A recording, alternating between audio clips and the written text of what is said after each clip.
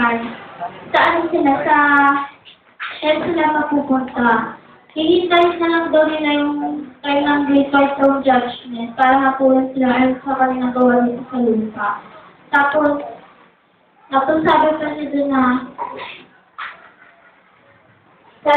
doon na, yung, kahit, tapos sabi niya, na yung mga nasa paradise, kasama ka nila maghahanap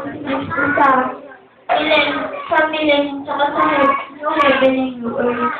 Tapos, sabi niya na,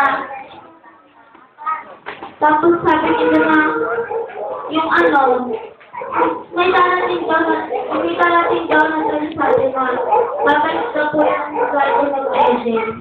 Kasama ng second Adam, tapos may Jesus Christ, kasi yung mga bride.